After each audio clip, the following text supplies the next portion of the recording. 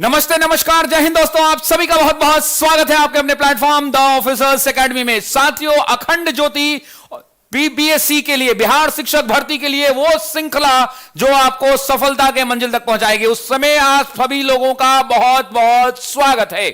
साथियों, मेरा नाम शशि शरण है और बिना देरी के कक्षा की शुरुआत करेंगे। उससे पहले आप सभी का धन्यवाद ज्ञापित करना चाहते हैं कि हमारी सभी शिक्षकों के मेहनत को आप आड़े हाथों नहीं ले रहे हैं, आप मोहब्बत से उसको स्वीकार कर रहे हैं। साथियों, मैं कहना यह चाहता हूं कि सभी शिक्षक जी तोड़ मेहनत कर रहे हैं और आप सभी के वीडियो को लाजवाब प्यार दे रहे हैं।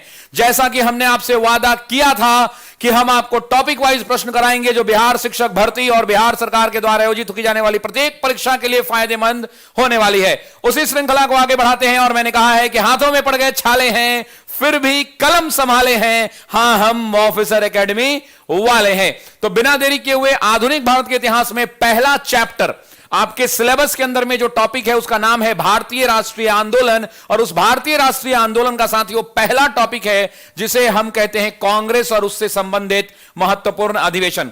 आज की इस कक्षा के अंदर में इस टॉपिक को पूर्णतः फिनिश करेंगे। साथियों, बिना देरी किए हुए कक्षा की शुरुआत करते हैं। चलिए स्टार्ट करते हैं क्लास को। तो पहला जो प्रश्न है साथियों वो लेते हैं। पहला प्रश्न पूछ रहा है कि भारतीय राष्ट्रीय कांग्रेस की स्थापना किस वर्ष हुई थी? क्या 1889 में हुई थी, 1885 में हुई थी, 1884 में हुई थी, 1888 में हुई थी, या उपरोक्त में से कोई नहीं, या एक से अधिक? आपको बताना है कि वो भारतीय राष्ट्रीय कांग्रेस जो आपके सिलेबस का पहला टॉपिक है साथियों, उस भारतीय राष्ट्रीय कांग्रेस का स्थापना कब हुआ था? तो आप सभी जानते हैं साथियों कि उसकी स्थापना वर्ष 1885 में हुई थी। पहली बात आप इस बात को समझ लीजिए कि इसका पुराना नाम क्या था। जरा सभी लोग कमेंट करेंगे तो इसका पुराना नाम भारतीय राष्ट्रीय संघ था। अब दूसरा सवाल उठता है कि भारतीय राष्ट्रीय संघ जो इसका पुराना नाम था, इसका गठन कब हुआ? तो साथियों इसका गठन वर्ष 1884 में हुआ। दूसरा सवाल पूछता है कि इसका गठन किसने किया? तो इसका गठन किया था एलन ऑक्टेवियन ह्यूम यानी एवो ह्यूम ने। साथियों, एवो ह्यूम ने। दूसरा समझिए कि इस भारतीय राष्ट्रीय संघ का नाम किसकी अनुशंसा पर बदला गया?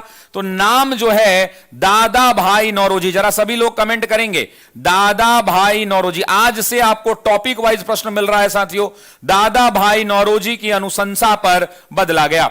और दादा भाई नौरोजी की साथियों जब अनुशंसा पर यह नाम बदला गया, अनुशंसा पर नाम बदला गया, तो इसका नाम बदलकर भारतीय राष्ट्रीय संघ से भारतीय राष्ट्रीय कांग्रेस रख दिया गया। तो आपसे दूसरा प्रश्न जो पूछेगा कि किसकी अनुशंसा पर, तो मेरे सभी साथी जवाब देंगे कि दादा भाई नौरोजी की अनुशंसा पर भारतीय राष्ट्रीय कांग्रेस कर दिया। तीसरा एक और सवाल यहां से पूछेगा कि ये जो कांग्रेस शब्द है ये कहां से लिया गया है? तो आप सभी कहेंगे कि ये कहां से लिया गया है? तो आप कहेंगे उत्तरी अमेरिका से लिया गया है। कहां से? जरा सभी लोग कमेंट करेंगे कहां से लिया गया है? नॉर्थ अमेरिका से, यानी उत्तरी अमेरिका से यह शब्द लिया गया है। चौथा आपसे पूछेगा कि आखिर कांग्रेस शब्द का मतलब क्या होता है? इस शब्द का मतलब क्या होता है? तो आपको बताना है कि कांग्रेस का मतलब क्या होता है। जरा बताओ, मैंने पेड बैच में पढ़ाया था। इसका मतलब होता है अ ग्रुप ऑफ पीपल, यानी लोगों का समूह। तो कांग्रेस जो शब्द है, इस शब्द का मतलब होता है अ ग्रुप ऑफ पीपल, यानी लोगों का एक समूह। तो यह हो गया कांग्रेस से बेसिक सवाल। अब आते हैं कि स्थापना जब हुई थी साथियों, तो स्थापना में साथियों अगला प्रश्न बनेगा कि प्रथम अध्यक्ष कौन थे? तो क्वेश्चन नंबर अगर हम बात करें तो यहां पे ये क्वेश्चन नंबर 1 हो गया, यहां पे ये क्वेश्चन नंबर 2 हो गया कि गठन कब हुआ, नाम किसकी अनुशंसा पर, तो क्वेश्चन नंबर 3 हो गया। चौथा क्वेश्चन हो गया कि कहां से लिया गया है, तो ये क्वेश्चन नंबर 4 हो गया। ये क्वेश्चन नंबर 5 हो गया। क्वेश्चन नंबर साथियों 6 जो यहां से बनेगा कि प्रथम अध्यक्ष कौन थे? तो आप जानते हैं कि प्रथम अध्यक्ष थे वोमेश चंद्र बैनर्जी। जब सभी लोग कमेंट करेंगे, अब टॉपिक वाइज शुरू हुआ है, आज से क्लास कोई नहीं छोड़ेगा, प्रतिदिन रात 9 बजे हमसे मिलेगा। वोमेश चंद्र बैनर्जी, WC बैनर्जी साथियों इसके प्रथम अध्यक्ष हुआ करते थे। दूसरा सवाल पूछेगा कि सचिव कौन थे? तो याद रखिएगा साथियों, सचिव थे इसके एलन ऑक्टेवियन ह्यूम। कौन थे? एलन ऑक्टेवियन ह्यूम साथियों, Allan Octavian Hume, Allan Octavian Hume इसके सचिव हुआ करते थे। यह भी आपको ध्यान रखना है। तो क्वेश्चन नंबर 7 हो गया। उसके बाद साथियों यहां से कांग्रेस से एक और प्रश्न पूछेगा कि जब कांग्रेस की पहली बैठक हुई तो कांग्रेस की बैठक में कितने लोग शामिल हुए। तो याद रखिएगा कि जब यह अधिवेशन की यह पहली बैठक हुई तो क्वेश्चन नंबर 8 पूछेगा तो आप कहना कि 72 लोग शामिल हुए। कितने लोग शामिल हुए? तो 72। जरा सभी लोग कमेंट करेंगे कितने लोग शामिल हुए। तो 72 लोग शामिल हुए साथियों। 72 पीपल जो है इसमें शामिल हुए। प्रश्न का जो सही उत्तर हो जाएगा वो 1885 होगा। 2 सवाल और बनेंगे साथियों। क्वेश्चन नंबर 8 था ये। क्वेश्चन नंबर 9 यहां से बनेगा कि यह अधिवेशन कहां हुआ। तो याद रखना गोकुलदास तेजपाल संस्कृत महाविद्यालय। गोकुलदास तेजपाल संस्कृत महाविद्यालय साथियों। गोकुलदास तेजपाल संस्कृत महाविद्यालय बॉम्बे में साथियों, महाविद्यालय बॉम्बे में अधिवेशन यह हुआ। आपसे पूछेगा कि यह अधिवेशन कहां, यह क्वेश्चन नंबर 10 यहां से पूछेगा साथियों कि यह अधिवेशन कहां प्रस्तावित था। तो आपसे जब पूछे कि यह कहां प्रस्तावित है साथियों, तो प्रस्तावित स्थान था पूना, लेकिन पूना में महामारी के फैलने के कारण इसका स्थान बॉम्बे कर दिया गया। अगला प्रश्न बढ़ते हैं, क्वेश्चन नंबर 2 लेते हैं साथियों। क्वेश्चन नंबर 2 कह रहा है कि भारतीय राष्ट्रीय कांग्रेस के प्रथम अधिवेशन में कितने प्रतिनिधियों ने भाग लिया। प्रथम अधिवेशन में कितने प्रतिनिधियों ने भाग लिया साथियों? तो 62 प्रतिनिधि ने, 42 ने, 72 ने, 92 ने, उपरोक्त में से कोई नहीं या एक से अधिक। तो भारतीय राष्ट्रीय कांग्रेस का जो पहला अधिवेशन हुआ था साथियों, आपको बताना है कमेंट करके। अच्छा, आपको कैसा लग रहा है? आपको कैसा लग रहा है? ऑफिसर एकेडमी ने जो ये बदलाव किया है कि आपको हर क्लास के बीच में आधे घंटे का गैप, हर क्लास का बोर्ड पीडीएफ एप्लीकेशन पे मिल रहा है फ्री में। साथ ही साथ साथियों हर क्लास में टॉपिक वाइज कराया जा रहा है कि पिछले अगले 20-25 दिन के अंदर में हम आपको पूरा सिलेबस कंप्लीट कराएंगे। ठीक है, तो प्रश्न का सही उत्तर हो जाएगा 72। अब जरा ध्यान से समझना साथियों कि ये जो 72 प्रतिनिधि थे ये भारत के विभिन्न प्रांतों से आए थे। इन 72 प्रतिनिधियों में आपसे पूछेगा कि सबसे ज्यादा प्रतिनिधि कहां से आए थे। तो याद रखना साथियों बॉम्बे प्रांत से। कहां से आए थे जरा कमेंट करके बताना, बॉम्बे प्रांत से कितने? तो 38 आए थे। दूसरा आपसे पूछेगा कि कहां से आए थे दूसरे नंबर पर, तो ध्यान रखना साथियों मद्रास प्रांत है। मद्रास प्रांत से 21 लोग आए थे। तीसरा साथियों ध्यान रखेंगे संयुक्त प्रांत है साथियों, संयुक्त प्रांत। संयुक्त प्रांत से साथियों 7 लोग आए थे। चौथा साथियों याद रखेंगे पंजाब प्रांत है साथियों, पंजाब प्रांत। और इस पंजाब प्रांत से कितने लोग आए थे? तो ध्यान रखना 3 लोग आए थे। और आखिरी साथियों याद रखना बंगाल प्रांत, वो बंगाल जो भारत का सबसे बड़ा प्रांत था क्षेत्रफल के आकार पर भी, वहां से भी 3 लोग आए थे। कुल लोगों की संख्या कितनी हो गई? 72 हो गई। अब यहां से 5 और सवाल बनेंगे जो एग्जाम में आएंगे साथियों। 5 और सवाल बनेंगे। मैं जरा यहां पर एक बात आपसे पूछना चाहता हूं। पहला सवाल यह है कि 1885 की यह बात है साथियों। 1885 में अगर मैं आपसे कहूं कि यहां पे वर्ष के अगर मैं लिख दूं, एक टेबल बना दूं, यहां पर लिखूं कुल सदस्य लिख दूं, यहां पर लिखूं कि कितने मुस्लिम सदस्य थे, और यहां पर लिखूं कि कितने महिला सदस्य ने भाग लिया। ठीक है, और कितने बिहार के लोग थे ये भी लिख लेता हूं भाई, बिहार स्पेशल भी देखना है हमें। तो कितने बिहार स्पेशल की कल रात क्लास होने वाली है, बिहार स्पेशल की। एक दिन मॉडर्न में भारतीय राष्ट्रीय आंदोलन लूंगा और एक दिन बिहार स्पेशल होगी, प्रतिदिन रात 8 बजे। तो कुल हो गया, मुस्लिम हो गया, महिला हो गया और बिहार हो गया यहां पर। तो साथियों जो पहला टेबल हमारा बनेगा, वर्ष है साथियों 1885 का, 1885 का। कुल सदस्यों की संख्या 72 है। 1886 की अगर हम बात करें तो कुल 436 लोग हैं। 1887 की बात करें तो कांग्रेस के अंदर में 607 लोग आए थे। 1888 की बात करें तो 1248 लोग हैं। और 1889 की साथियों बात करें तो 1889 ही सदस्य हैं।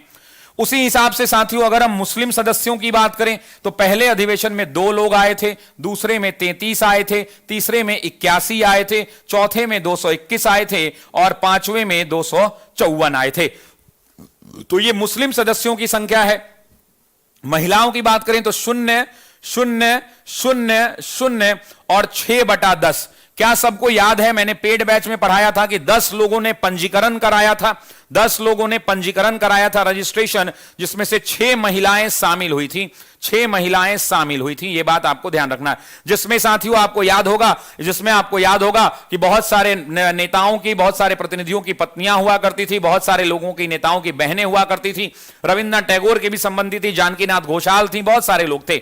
बिहार से पहले अधिवेशन में 0 और दूसरे में 2 लोग शामिल हुए थे। आपको याद होगा एक का नाम था विशेश्वर सिंह और दूसरे का नाम जरा मुझे कमेंट बॉक्स में बताइए। बताइए, मैंने आपको क्लास में पढ़ा रखा है और आपको याद करिए मैंने बताया था कि ये एससीईआरटी की किताब में दिया हुआ है कि दो लोग बिहार से थे, दूसरे अधिवेशन में कुल 25,000 रुपए 16,000 रुपए खर्च हुए थे। उस 16,000 रुपए में से बिहार के दरभंगा महाराज लक्ष्मेश्वर सिंह ने 2500 रुपए दान में दिए थे, जबकि कुल्हरिया और डुमराव महाराज ने भी 750 रुपए दान में दिए थे। ये एससीईआरटी की किताब से मैंने आपको क्लास में यानी पेड बैच में पढ़ाया था, आप याद कर लीजिए।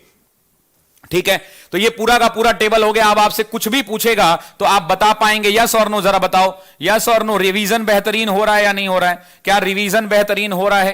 तो ये पूरे प्रश्न आपके आ जाएंगे, प्रश्न का उत्तर हो जाएगा सी विकल्प। अगला प्रश्न लेते हैं, कह रहा है भारतीय राष्ट्रीय कांग्रेस का 1885 में महासचिव कौन था? ध्यान रखना, यहां पे 2-3 बड़ी बातें बताऊंगा। 1885 में महासचिव कौन था? क्या वो एलन ऑक्टेवियन ह्यूम थे, दादा भाई नौरोजी थे, सुरेंद्रनाथ दास थे, फिरोज मेहता थे, उपरोक्त में से कोई नहीं या एक से अधिक? तो 1885 में साथियों कौन हुआ करते थे? तो प्रश्न का सही विकल्प हो जाएगा एवो ह्यूम। साथियों एवो ह्यूम के बारे में 4 बड़ी बातें जो एग्जाम में आ सकती हैं, एससीईआरटी की किताब में भी हैं कि एवो ह्यूम का पूरा नाम क्या है। तो एवो ह्यूम का पूरा नाम है एलन ऑक्टेवियन ह्यूम। क्या नाम है साथियों?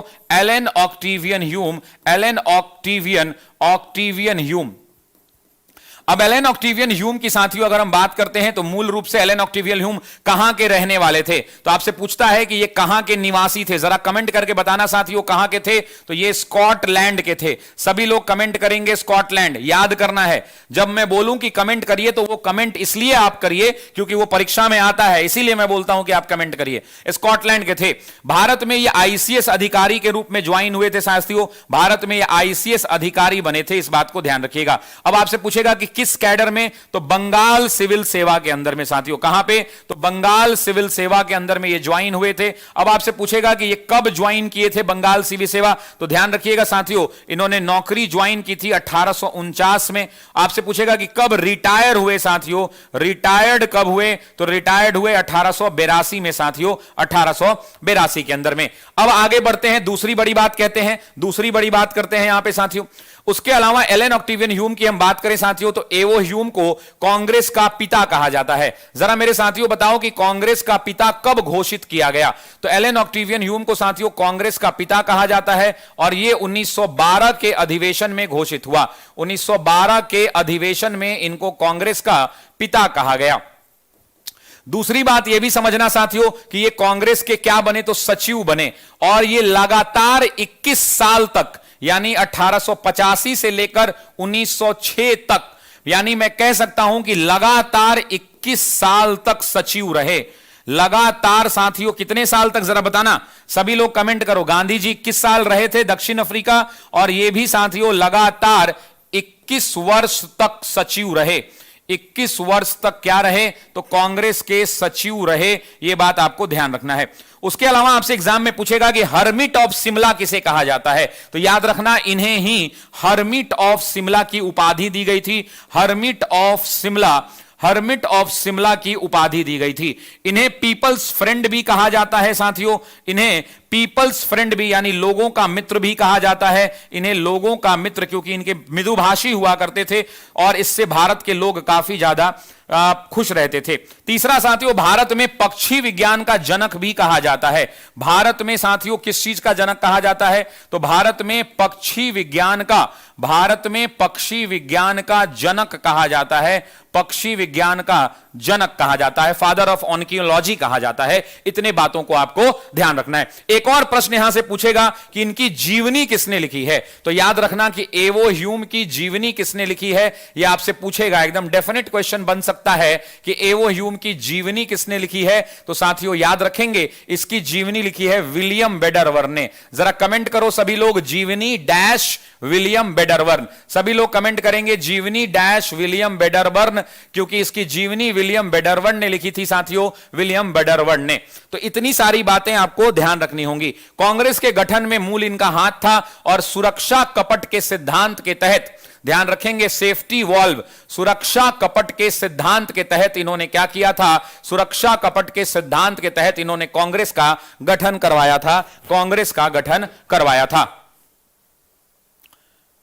सर डिस्कशन कम नहीं होगा भाई, हाथ जोड़ते हैं, आप क्लास छोड़कर चले जाइए। हमारी जो पढ़ाने की शैली है, हमारे सभी शिक्षक, हम ना गंभीर लोग हैं, हम ऑनलाइनर वाले नहीं हैं, हम गंभीर हैं, हम सिविल सेवा को पढ़ाते हैं, हम बीपीएससी वाले लोग हैं, यूपीएससी वाले लोग हैं, तो हम जो है साहब डिस्कशन कराएंगे, हम इसी के लिए जाने जाते हैं, ठीक है। इसलिए क्लास को आप डिस्टर्ब मत कीजिए, आप क्लास छोड़कर चले जाइए। आइए, एक महत्वपूर्ण सूचना है कि कोई भी बच्चे साथियों जो ऑनलाइन के बैच में पढ़ते हैं, अगर वो ऑफलाइन के हमारे फाउंडेशन बैच में एडमिशन लेंगे तो उनको फीस में 5,000 रुपए की छूट मिलेगी। बस उनको अपना दिखाना होगा कि देखो सर, हमने ऐप में कोई भी बैच, 10 रुपए का भी बैच खरीद रखा है, 100 रुपए का भी बैच खरीद रखा है, उससे मतलब नहीं है। अगर आपने हमारे ऐप में कोई भी कोर्स खरीद रखा है तो आपको 5,000 रुपए का डिस्काउंट मिलेगा साथियों हमारे ऑफलाइन बैचेस में।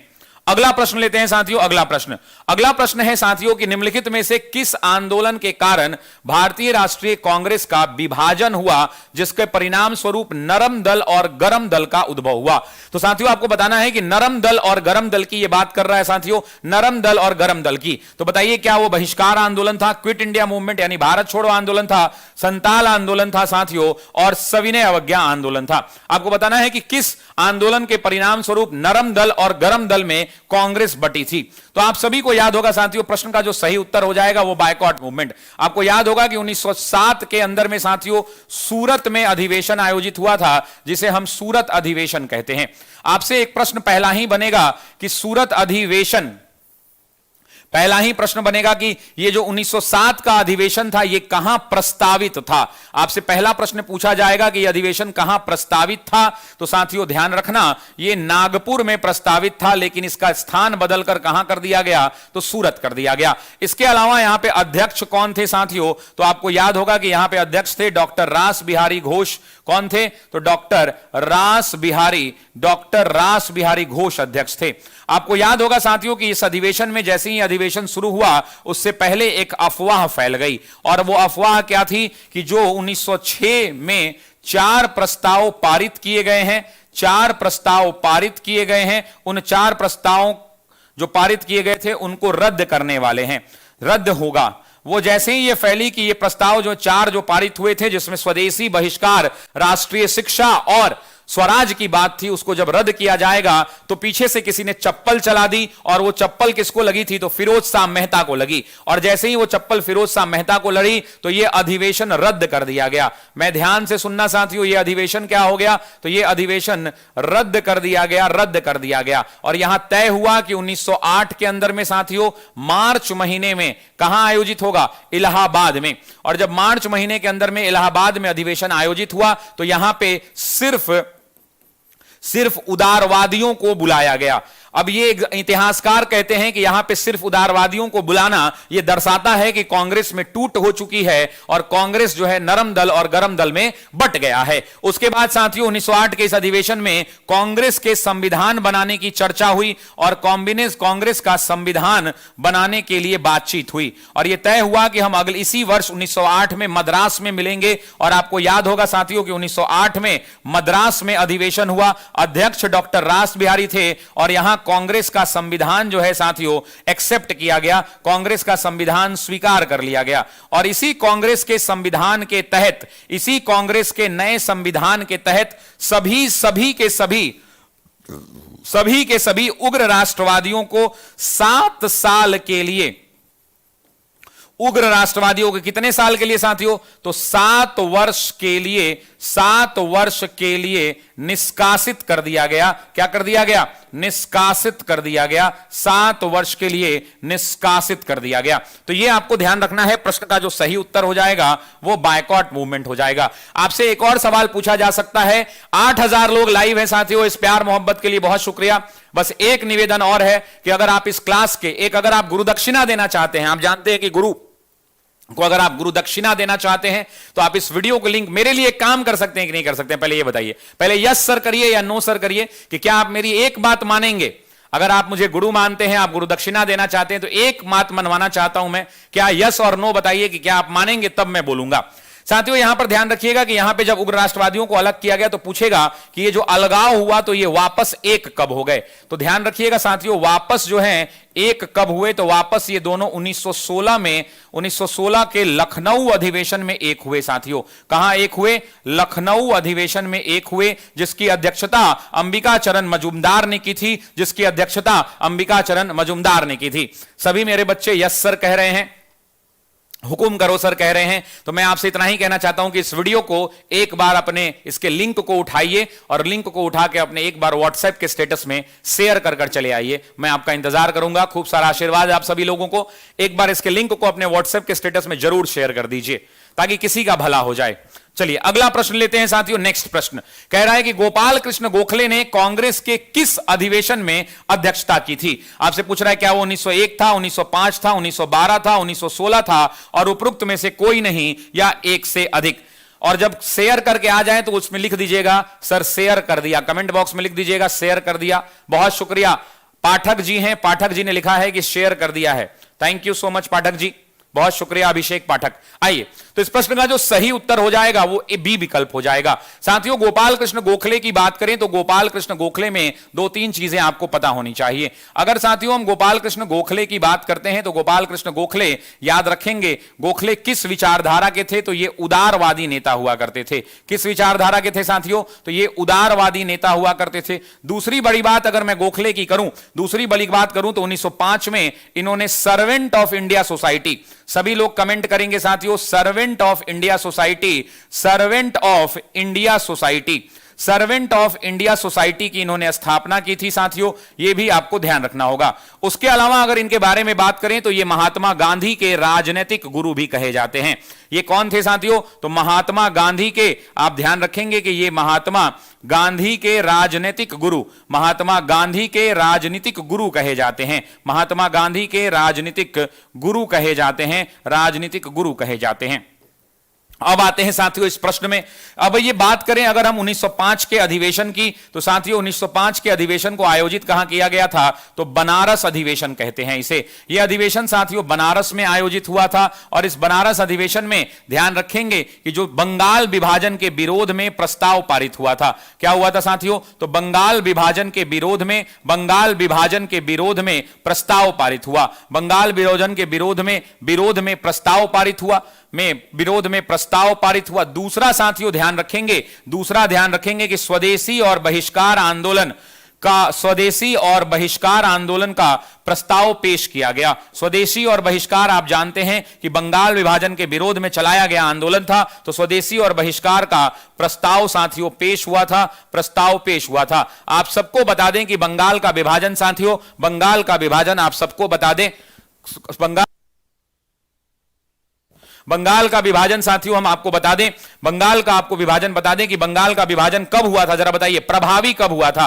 अगर बंगाल विभाजन के बारे में पूछे कि बंगाल का विभाजन प्रभावी कब हुआ था तो आप कहेंगे कि 16 अक्टूबर 1905 को साथियों, 16 अक्टूबर 1905 को यह विभाजन प्रभावी हुआ था। 16 अक्टूबर 1905 को यह विभाजन प्रभावी हुआ था। जरा मेरे साथियों ये बता देना कि बंगाल के विभाजन के समय भारत का वायसरॉय कौन था? तो याद रखना साथियों लॉर्ड कर्जन इस समय वायसरॉय हुआ करते थे। जरा सभी लोग कमेंट करेंगे लॉर्ड कर्जन, सभी लोग कमेंट करेंगे साथियों लॉर्ड कर्जन। लॉर्ड कर्जन इस समय भारत के वायसरॉय हुआ करते थे जिनका कार्यकाल 1899 से 1905 हुआ करता था, 1905। इनके बारे में कहा जाता है कि इन्होंने बहुत अच्छे काम किए, लेकिन एक काम इनका कौन सा?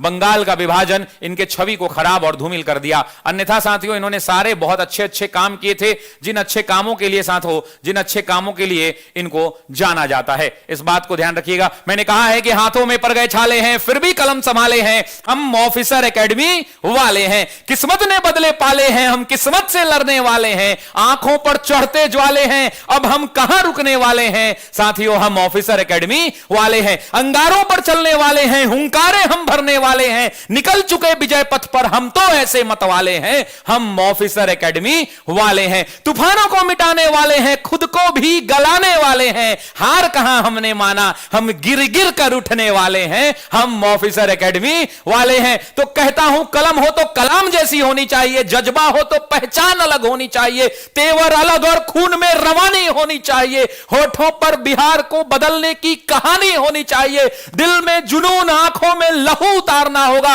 आंखों के आंसू को सुखाकर अंगार करना होगा, मां बाप के सपनों को पहचान देनी होगी और इसके लिए अब किस्मत से लड़ना होगा। तो लड़ेंगे किस्मत से ताल भरेंगे, आंखों को भीजेंगे, काढ़ा लाल करेंगे, कोई सौंदर्य नहीं ना कहीं समय बर्बाद करेंगे, हम उठेंगे, लड़ेंगे और इसका शंखनाद करेंगे। जितनी हिम्मत है उतना निचोड़ देंगे, बाकी सब ऊपर वाले पर छोड़ देंगे। हार हो तो ऐसी कि सबके आंखों में पानी उतर जाए और जीत हो तो ऐसी कि इतिहास अमर हो जाए। तो उठो बिहार के लाल उठो, तो उठो बिहार के लाल उठो, इस माटी इस धरा के कमाल उठो, तुम शिक्षक ही भविष्य बिहार के हो, अब उठो और बेमिसाल उठो कि हाथों में पड़ गए छाले हैं फिर भी कलम संभाले हैं, हम ऑफिसर एकेडमी वाले हैं। तो साथियों, ऑफिसर एकेडमी वालों का जुनून कम नहीं होना चाहिए, ऑफिसर एकेडमी वालों का जज्बा कम नहीं होना चाहिए। आप जोश भरते रहिए, आप हमें प्रोत्साहित और उत्साहित करते रहिए, हम कलम घिस घिस कर इतिहास बदल देंगे। याद रखिएगा, बिहार के इतिहास में जब कभी बिहार शिक्षक भर्ती का इतिहास लिखा जाएगा तो ऑफिसर एकेडमी के इस कार्य को, इस मेहनत को, इस शिक्षकों की टीम को और इस बच्चों के प्यार को इतिहास के पन्नों में अमर के हिसाब से लिख दिया जाएगा। यह अमर हो जाएगा साथियों, इस बात को याद रखिए। आइए अगला प्रश्न लेते हैं। नेक्स्ट क्वेश्चन है कि 1906 निम्नलिखित में से किस नेता ने 1906 में कलकत्ता कांग्रेस अधिवेशन की अध्यक्षता की थी? आपसे पूछ रहा है कि किसने की थी। सुरेंद्र नाथ दास ने, गोपाल कृष्ण गोखले ने, अरविंदो घोष ने, दादा भाई नौरोजी ने, उपरोक्त में से एक या कोई नहीं। तो आप जानते हैं कि 1906 में कलकत्ता अधिवेशन की अध्यक्षता दादा भाई नौरोजी ने की थी। साथियों, दादा भाई नौरोजी के बारे में अगर हम बात करें तो दादा भाई नौरोजी उदारवादी विचारधारा के नेता हुआ करते थे। ये किस विचारधारा के थे साथियों? तो उदारवादी विचारधारा के नेता हुआ करते थे। अगला प्रश्न बीपीएससी पूछेगा, जरा आप भी कमेंट बॉक्स में बताना कि दादा भाई नौरोजी, भाई पानी, टेक्निकल टीम से कहूंगा कि पानी दीजिए, मुझे गर्दन में दर्द हो रहा है, मेरे पानी लाके दीजिए। दूसरा मैं कहूंगा साथियों कि दादा भाई नौरोजी कितनी बार अध्यक्ष बने? तो याद रखना 3 बार अध्यक्ष बने। जरा सभी लोग कमेंट करेंगे 3 बार अध्यक्ष बने। 3 बार अध्यक्ष की अगर हम बात करें साथियों तो पहली बार अध्यक्ष बने 1886 में। आपसे पूछेगा कि स्थान कहां था, तो कहना कलकत्ता हुआ करता था। दूसरी बार बने साथियों 1893 में। 1893 में साथियों लाहौर हुआ करता था, लाहौर, है ना। तीसरी बार साथियों अगर हम बात करें तो 1906 में, और 1906 में कलकत्ता हुआ करता था, है ना।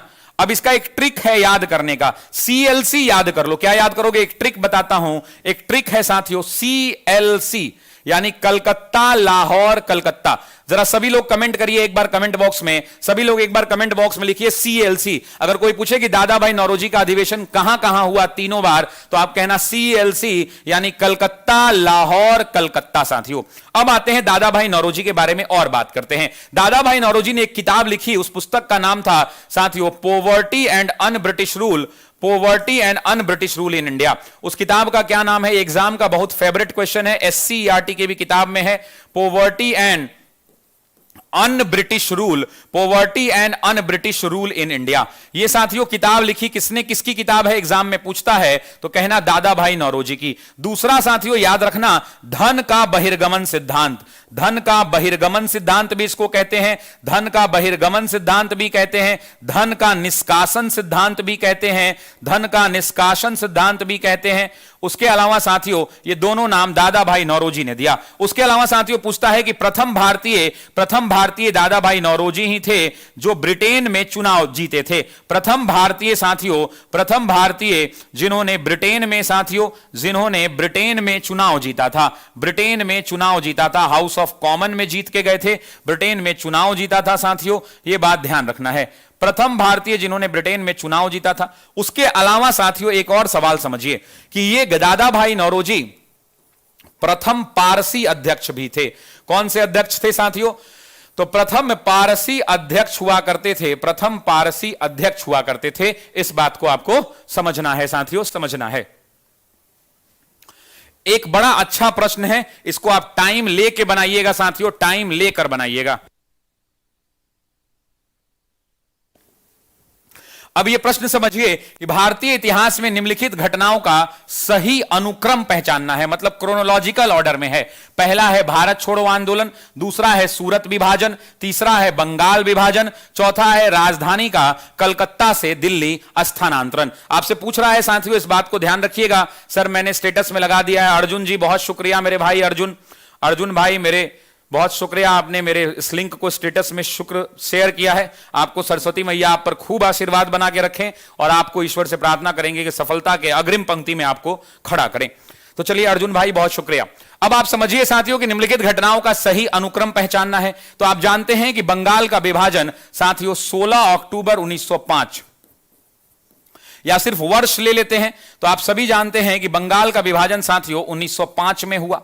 सूरत का आप जानते हैं कि विभाजन 1907 में हुआ।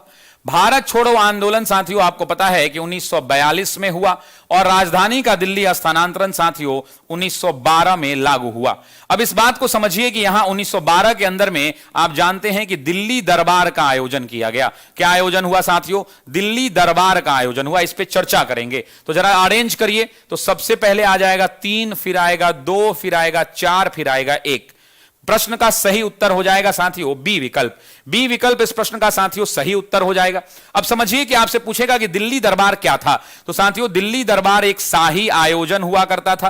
क्या था साथियों जरा बताना। तो दिल्ली दरबार एक शाही आयोजन था। अब शाही आयोजन का मतलब क्या कि जब जब ब्रिटेन में दिल्ली दरबार क्यों आयोजित होता था। तो साथियों याद रखना कि जब ब्रिटेन में सत्ता बदलती थी, या जब ब्रिटेन में राजा महाराजा, या जब ब्रिटेन में क्राउन जो है क्राउन में बदलाव होता था, क्राउन में बदलाव होता था, क्राउन में बदलाव होता था। हल्का सुसुम पानी पिएंगे, हल्का है ना।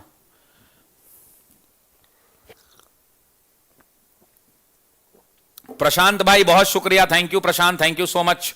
राहुल बहुत शुक्रिया। तो जब ब्रिटेन में क्राउन में बदलाव होता था तो उसके सम्मान में भारत में भोज होता था। तब उसके सम्मान में भारत में भोज होता था, भारत में आयोजन होता था। अब एक और सवाल उठता है साथियों, बहुत इंपॉर्टेंट आयोजन होता था कि आपसे पूछेगा कि भारत में कितनी बार दिल्ली दरबार आयोजित हुआ। तो साथियों याद रखेंगे भारत में 3 बार साथियों, 3 बार साथियों। सीमा कुमारी जी बहुत शुक्रिया, सीमा आपका भी, आपने भी शेयर कर दिया। भारत में दिल्ली दरबार कितनी बार आयोजित हुआ। तो साथियों दिल्ली दरबार भारत के अंदर भी, भारत में साथियों दिल्ली दरबार 3 बार आयोजित हुआ। आपसे एग्जाम में पूछता है वायसरॉय का नाम, ध्यान रखिएगा। तो पहला कब हुआ? 1877 में। सभी लोग कमेंट करेंगे लॉर्ड लिट्टन। जरा सभी लोग कमेंट करिए साथियों, सभी लोग कमेंट करेंगे लॉर्ड लिट्टन। सभी लोग लिखिए अपने कमेंट बॉक्स में लॉर्ड लिट्टन। दूसरा पूछेगा कब हुआ। तो 1903 में हुआ साथियों। कौन थे? तो लॉर्ड कर्जन हुआ करते थे साथियों, लॉर्ड कर्जन। और ये तीसरा सबसे महत्वपूर्ण था जो 1911 में हुआ, 12 दिसंबर को, 12 दिसंबर को यहां पे साथियों लॉर्ड हार्डिंग हुआ करते थे, लॉर्ड हार्डिंग। तो यह ध्यान रखना है। अगला सवाल पूछता है कि 1911 में भारत किसका आगमन हुआ था। तो साथियों इस समय साथियों महाराजा हुआ करते थे जॉर्ज पंचम। साथियों कौन हुआ करते थे? जॉर्ज पंचम भारत आए थे और उनके साथ महारानी मैरी हुआ करती थी। इन दोनों का साथियों भारत आगमन हुआ था। और यह दिल्ली दरबार जो है इकलौता ऐसा दिल्ली दरबार था, इकलौता ऐसा दिल्ली दरबार था जहां पर साथियों दोनों लोग पहुंचे थे। बाकी इन दोनों दिल्ली दरबारों में कोई भी महाराजा महारानी भारत नहीं आया था, जबकि इस दिल्ली दरबार में महाराजा और महारानी दोनों का भारत हुआ था। यहां पर भारत की राजधानी कलकत्ता से बदलकर दिल्ली कर दी गई थी और बंगाल का विभाजन जॉर्ज अरुंडेल समिति की अनुशंसा पर रद्द कर दिया गया था, रद्द कर दिया गया था, है ना। बहुत शुक्रिया सभी लोगों का। लक्ष्मी मिश्रा जी कह रही है मैंने अपने सारे फ्रेंड को शेयर कर दिया। Thank you Lakshmi so much. Mata Rani आप पर आशीर्वाद बनाए रखें। चलिए अगला, निम्नलिखित नेताओं में से कौन कभी भी भारतीय राष्ट्रीय कांग्रेस से नहीं जुड़े। ध्यानिएगा यहां पे नहीं जुड़े कह रहा है। क्या वो बीडी सावरकर थे? क्या वो लाला लाजपत राय थे? क्या वो सरदार वल्लभ भाई पटेल थे? गोपाल कृष्ण गोखले थे? वो कौन नेता थे साथियों जो कभी भी साथियों भारतीय राष्ट्रीय कांग्रेस से नहीं जुड़े थे। तो आपसे जब इस तरह का प्रश्न पूछा जाए साथियों तो इस प्रश्न का जो सही उत्तर हो जाएगा वो वीडी सावरकर हो जाएगा। आप सभी जानते हैं कि वीडी सावरकर वही हैं जिन्होंने भारत के लिए बहुत सारे अच्छे अच्छे काम भी किए हैं। ये बीडी सावरकर आपको याद होगा, इनके भाई हुआ करते थे जीडी सावरकर साथियों, और इन दोनों ने मिलकर आपको याद होगा मित्र मेला का नाम बदल दिया था। जरा बताइए कि इनके संगठन का क्या नाम था।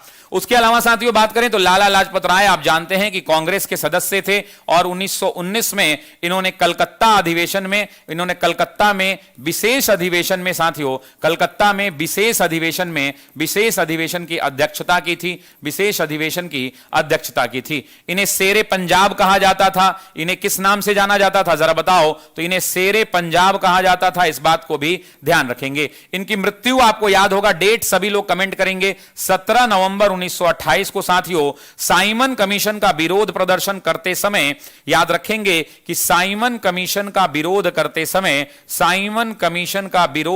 समय लाठियां मिली थी इनको, सैंडर्स की लाठियों से विरोध करते समय सैंडर्स की लाठियों से इनकी मौत हो गई थी। सैंडर्स की लाठियों से इनको चोट लगी थी और उसी लाठी से चोट के बाद इनकी क्या हो गई थी? तो मौत हो गई थी साथियों, याद रखेंगे। सरदार वल्लभ भाई पटेल की बात करते हैं तो 1931 के अंदर में साथियों कराची अधिवेशन की इन्होंने अध्यक्षता की थी, और ये वही कराची अधिवेशन है साथियों, ये वही कराची अधिवेशन है जहां पर पहली बार मूल अधिकार का प्रस्ताव जवाहरलाल नेहरू ने पेश किया था। ये वही कराची का अधिवेशन है जहां पर तिरंगा झंडा फहराया गया, जिसके मध्य में तिरंगा के मध्य में साथियों चरखा का निशान था। तिरंगा के मध्य में साथियों चरखा का निशान था। तिरंगा के मध्य में चरखा का निशान था। गोखले अभी हमने बात की है, 1905 के अधिवेशन, बनारस अधिवेशन की इन्होंने अध्यक्षता की थी। बढ़ते हैं अगले प्रश्न पर।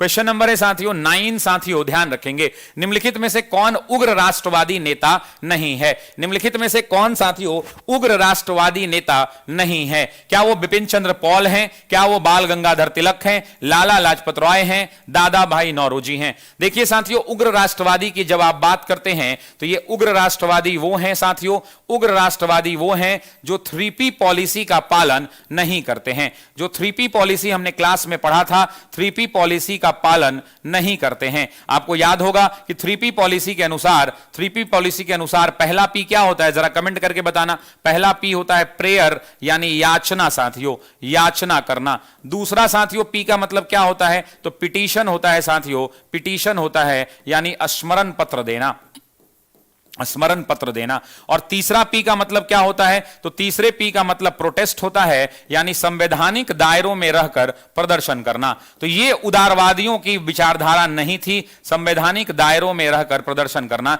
ये 3P जो है पालन इसका नहीं करते थे। ये अनुनय विनय की नीति का पालन नहीं करते थे। ये कहते थे कि जरूरत पड़ी तो हिंसा करेंगे। अच्छा मुझे एक बात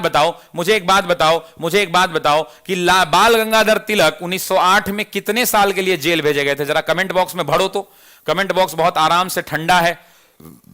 बीजी तिलक कितने वर्ष के लिए जेल गए थे जरा बताना, और कौन से जेल गए थे ये भी बताना साथियों कि ये कौन से जेल गए थे, है ना, और कितने वर्ष के लिए गए थे और कब से कब गए थे ये भी बताना कमेंट बॉक्स में। ठीक है, अब देखो आप जानते हो कि जब उग्र राष्ट्रवादी नेता का नाम आता है तो इसमें एक नाम आता है जिसे हम कहते हैं बाल, लाल, पाल और घोष। ये चार नाम आपको याद रखना है साथियों। बाल, लाल, पाल और घोष ये चारों नेता हैं जिन्हें हम उग्र राष्ट्रवादी नेता की उपाधि में डालते हैं साथियों, उग्र राष्ट्रवादी नेता की उपाधि में डालते हैं। तो बाल मतलब बाल गंगाधर तिलक, लाला लाजपत राय, बिपिन चंद्र पॉल और अरविंदो घोष। तो प्रश्न का जो सही उत्तर हो जाएगा वो हो जाएगा दादा भाई नौरोजी, क्योंकि दादा भाई नौरोजी उग्र राष्ट्रवादी नहीं उदारवादी होते थे। अगला प्रश्न भारत के साथियों, अगला प्रश्न पूछ रहा है ग्रैंड ओल्ड मैन की संज्ञा किसे दी जाती है? आपको यहां पे बताना है कि भारत के ग्रैंड ओल्ड मैन की संख्या किसे दी जाती है। क्या वो दादा भाई नौरोजी थे? क्या वो लाला लाजपत राय थे? क्या वो RC बैनर्जी थे? क्या वो सर सैयद अहमद खान हुआ करते थे? तो साथियों आपको बताना है कि वो कौन हुआ करते थे, वो कौन हुआ करते थे। तो आप इस बात को जानते हैं कि इस प्रश्न के अंदर में आप इस बात को भली भाली से जानते हैं साथियों, इस बात को आप भली भाली से जानते हैं कि इस बात को आप भली भाली से जानते हैं साथियों कि जब हम grand old man of India की बात करते हैं तो इसमें प्रमुखता से जिस व्यक्ति का नाम लिया जाता है वो व्यक्ति कोई और नहीं साथियों, बल्कि हम सबके लाड़े प्यारे और दुलारे कौन हुआ करते थे, तो दादा भाई नौरोजी हुआ करते थे साथियों। दादा भाई नौरोजी ही वो व्यक्ति थे, दादा भाई नौरोजी ही साथियों वो व्यक्ति थे जिस व्यक्ति ने भारतीय इतिहास के अंदर में अमूल्य योगदान दिया है, जिस व्यक्ति ने साथियों, दादा भाई नौरोजी ही वो व्यक्ति थे जिस व्यक्ति ने भारतीय राष्ट्रीय कांग्रेस के बहुत अहम योगदान दिया है। तो grand old man of India दादा भाई नौरोजी को कहा जाता था। दादा भाई नौरोजी की जब हम बात करते हैं तो इन्हें grand old man of India कहा जाता था, भारत का वृद्ध पुरुष कहा जाता था। ये 3 बार अध्यक्ष रहे साथियों, मैथ्स के बहुत अच्छे प्रोफेसर हुआ करते थे, मैथ्स के बहुत अच्छे प्रोफेसर हुआ करते थे, प्रथम पारसी अध्यक्ष हुआ करते थे, प्रथम पारसी अध्यक्ष हुआ करते थे। लेकिन यहां पर मैं एक और उल्टा सवाल आपसे पूछूंगा। ये तो मान लो कि ग्रैंड ओल्ड मैन है, अगर एग्जाम में पूछ दे कि ग्रैंड ओल्ड वुमेन किसको कहा जाता है, आपसे पूछ दे एग्जाम के अंदर में कि ग्रैंड ओल्ड वुमेन, जरा बताओ, क्लास में पढ़ाया है मैंने आपको, ग्रैंड ओल्ड वुमेन किसको कहा जाता है ऑफ इंडिया, तो grand old women of India किसको कहा जाता है, तो ये कोई और नहीं साथियों बल्कि अरुणा आसिफ अली हैं। कौन है साथियों, ये अरुणा आसिफ अली हैं, अरुणा आसिफ अली हैं साथियों, इस बात का ध्यान रखिएगा। अरुणा आसिफ अली ही वो हैं जिन्होंने 1942 में भारत छोड़ो आंदोलन के दौरान तिरंगा झंडा फहराया था, जिन्होंने भारत छोड़ो आंदोलन के दौरान, भारत छोड़ो आंदोलन के दौरान तिरंगा झंडा फहराया था साथियों, तिरंगा झंडा फहराया था, इस बात को ध्यान रखिएगा। ये वही अरुणा आसिफ अली हैं, ये वही अरुणा आसिफ अली हैं साथियों जिन्होंने, ये वही अरुणा आसिफ अली हैं साथियों जिन्होंने खूब सारा मेहनत किया था और देश के अंदर में महिलाओं का नेतृत्व भारत छोड़ो आंदोलन के दौरान इन्होंने किया था। बाकी साथियों, लाला लाजपत राय को आप जानते हैं कि शेरे पंजाब कहा जाता है, शेरे पंजाब कहा जाता है साथियों, शेरे पंजाब कहा जाता है। उसके अलावा सर सैयद अहमद खान जानते हैं कि ये कांग्रेस के कभी शामिल नहीं हुए, एग्जाम में आपको कंफ्यूज करता है, तो याद रखिएगा कांग्रेस में कभी शामिल नहीं हुए। ये ऐसे व्यक्ति थे जो कांग्रेस के विरोधी थे और ये कांग्रेस में कभी शामिल नहीं हुए साथियों, शामिल नहीं हुए। बाकी साथियों एक और ऑप्शन है रमेश चंद्र बैनर्जी, आरसी बैनर्जी भी साथियों धन के निष्कासन सिद्धांत के पैरोकार माने जाते हैं, धन के निष्कासन सिद्धांत के साथियों पैरोकार माने जाते हैं। अगला प्रश्न लेते हैं। अगला प्रश्न से पहले एक महत्वपूर्ण सूचना है कि अगर आपका सपना है बीपीएससी अधिकारी बनने का, या आपके घर में आपके भाई बहन, छोटी बहना, दीदी, जीजाजी, आपकी मित्र, महिला मित्र, पुरुष मित्र अगर बीपीएससी में डिप्टी कलेक्टर और डीएसपी का पद हासिल करना चाहते हैं तो ऑफिसर एकेडमी आपके सपनों को पूरा करने में भरपूर मदद करेगा साथियों। साथ ही साथ मैं आपको बता दूं कि वैसे सभी लोग जो ऑनलाइन बैच में पढ़ते हैं उन्हें ऑफलाइन के बैच में 5,000 रुपए का फुल डिस्काउंट मिलेगा, कोई किंतु परंतु नहीं है। फुल डिस्काउंट हमारे फाउंडेशन बैच में अगर आप एडमिशन लेते हैं तो ऑनलाइन के स्टूडेंट को 5,000 रुपए डिस्काउंट मिलेगा। ऑफिसर एकेडमी बीपीएससी की पूरी प्रीलिम्स की तैयारी, पूरी मेंस की तैयारी, पूरी आंसर राइटिंग, पूरी एस्से, पूरी ऑप्शनल इंटरव्यू और टेस्ट सीरीज की तैयारी कराती है। बहुत जल्द ऑफिसर एकेडमी एक स्कॉलरशिप टेस्ट आयोजित करेगी। इसमें जो टेस्ट में 30 बच्चे जो टॉप आएंगे उनको हम निःशुल्क पूरा फाउंडेशन बैच पढ़ाने वाले हैं। 10,000 का आंकड़ा पार हो गया है साथियों, हाथ जोड़कर इस्तकबाल करते हैं। बहुत बहुत शुक्रिया इतना प्यार मोहब्बत ऑफिसर एकेडमी के परिवार पर लुटाने के लिए। एक बार इस वीडियो को लाइक और शेयर जरूर कर दीजिएगा। लाइक में कमी आ रही है, लाइक में कमी आ रही है साथियों। मोहब्बत करते हैं आप सब, जितनी मोहब्बत है उतना दर्शाइए भाई। भारतीय राष्ट्रीय आंदोलन गर्मपंथियों के प्रभावाधीन आया। वेरी इंपॉर्टेंट क्वेश्चन, ये काफी कंफ्यूजिंग है और बहुत जगह इसके आंसर अलग अलग मिलते हैं, इसलिए जो मैं आंसर आपको दूंगा वही आंसर एग्जाम में आप टिक करिएगा।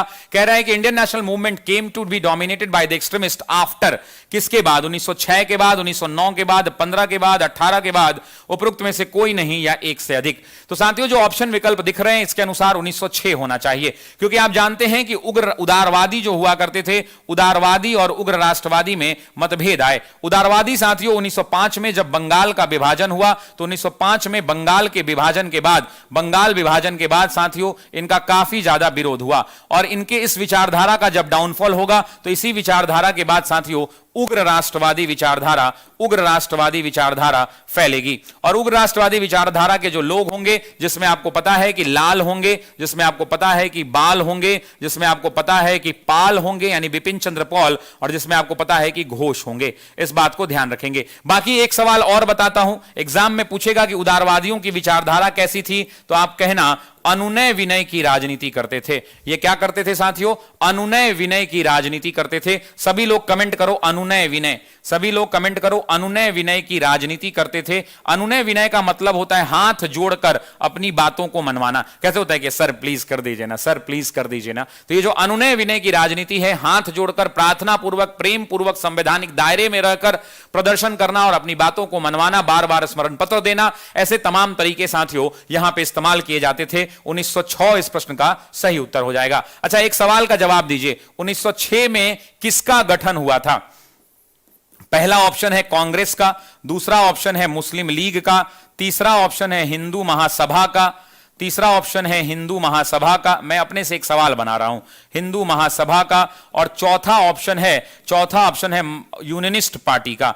जरा बताइएगा कि किस पार्टी का गठन 1906 में हुआ था। यह हो गया आपका ए ऑप्शन, ये हो गया बी ऑप्शन, ये हो गया सी ऑप्शन, और ये हो गया डी ऑप्शन। कमेंट बॉक्स में बताइएगा कि सही उत्तर क्या होगा साथियों, सही उत्तर क्या होगा।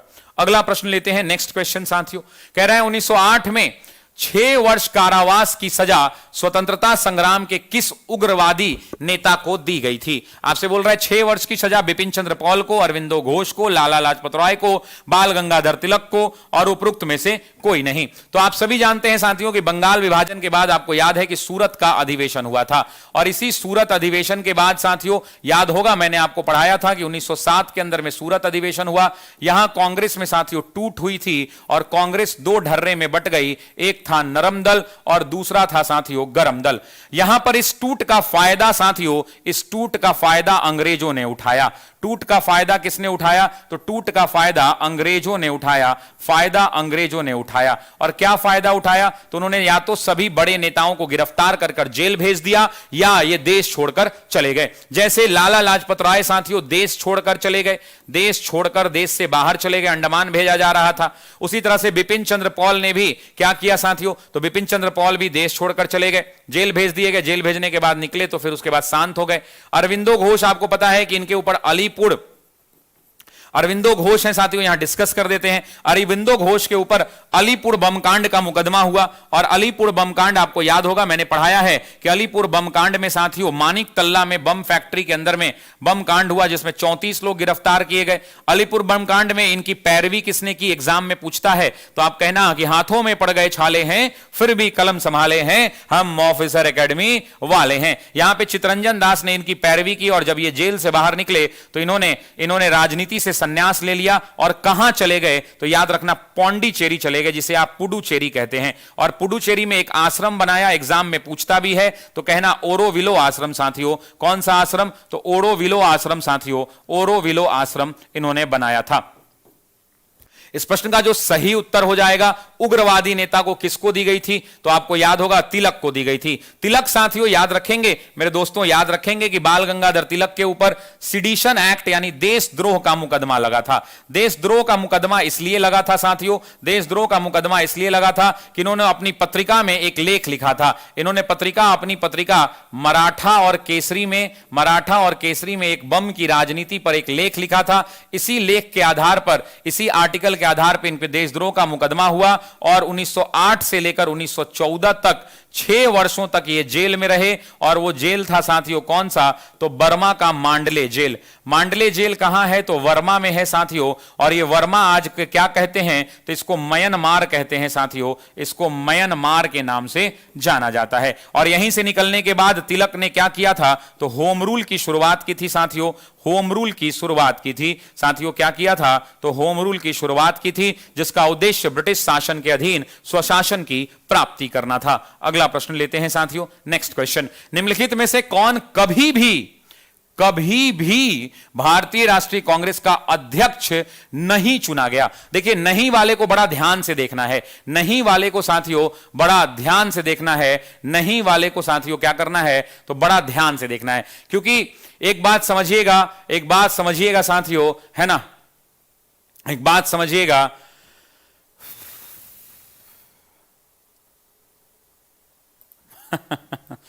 ठीक है, एक बात समझिएगा साथियों, एक बात समझिएगा कि यहां पे मुझे कहानी याद आ गई। क्लास में बच्चे नहीं पढ़ते हैं। हकीम अजमल खां थे, अंबिका चरण मजुमदार थे, बाल गंगाधर तिलक थे, सरोजनी नायडू थी, इनमें से कोई नहीं। तो आपको बता दूं मैं साथियों कि बाल गंगाधर तिलक कभी भी कांग्रेस के अध्यक्ष नहीं बने। बाल गंगाधर तिलक साथियों कभी भी कांग्रेस के अध्यक्ष नहीं बने। अब दो बातें समझना यहां पे साथियों। हकीम अजमल खां याद रखिएगा 1921 के अहमदाबाद अधिवेशन में, 1921 के साथियों अहमदाबाद अधिवेशन के अध्यक्ष बने थे। मामला क्या हुआ था आपको याद होगा साथियों, मैंने क्लास में विस्तृत तौर पे पढ़ाया था कि 1921 के अंदर में असहयोग आंदोलन चल रहा था और इस असहयोग आंदोलन के दौरान कांग्रेस के सभी बड़े नेताओं को गिरफ्तार कर लिया गया था, जिसमें साथियों CR दास यानी चितरंजन दास भी थे।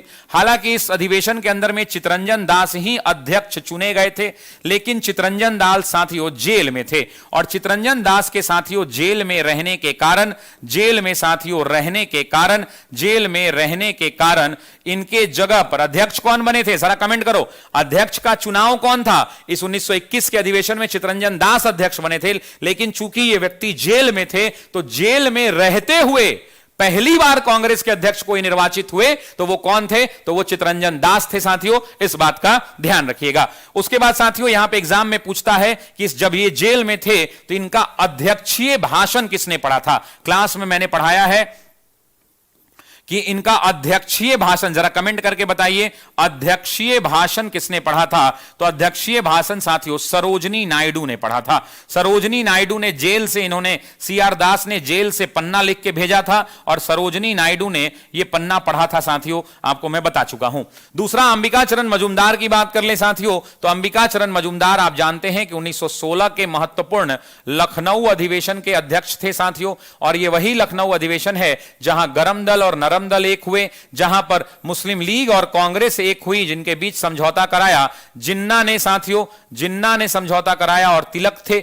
नरम दल और गरम दल एक हुए, जिसके मूर्तकार एनी बेसेंट और तिलक को माना जाता है। पटना विश्वविद्यालय अधिनियम पारित हुआ, पटना विश्वविद्यालय अधिनियम पारित हुआ और अगले साल पटना विश्वविद्यालय का गठन हुआ। उसके साथ साथियों यहां पर राजकुमार शुक्ल, बिहार के किसान जो राजकुमार शुक्ल थे, उस राजकुमार शुक्ल प्रथम किसान बने जिन्होंने कांग्रेस के मंच से संबोधन किया। सरोजनी नायडू की बात करें तो 1925 का अधिवेशन साथियों, 1925 का अधिवेशन, यह अधिवेशन कहां हुआ? तो यह अधिवेशन साथियों कानपुर में हुआ और इसकी अध्यक्षता किसने की थी? तो सरोजनी नायडू ने की थी। सरोजनी नायडू साथियों याद रखेंगे, एग्जाम में पूछता भी है, बहुत फेमस प्रश्न है और मेरे भी आगे क्लास के क्वेश्चन में होगा कि प्रथम भारतीय महिला अध्यक्ष, प्रथम भारतीय महिला अध्यक्ष।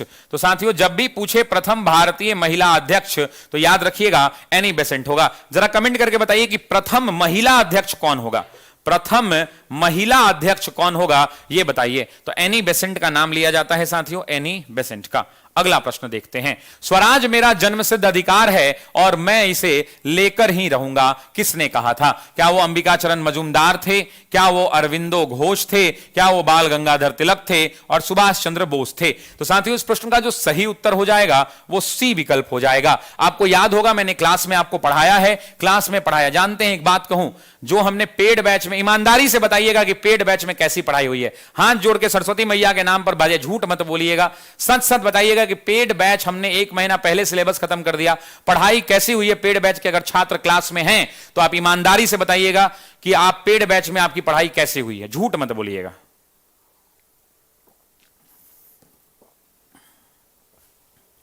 चलिए इस प्रश्न का सही उत्तर बाल गंगाधर तिलक होगा। बाल गंगाधर तिलक साथियों आपको याद होगा कि जब 1914 में साथियों जेल से निकले, 1914 में जब जेल से निकले साथियों, तो जेल से निकलने के बाद इन्होंने होम रूल की शुरुआत की।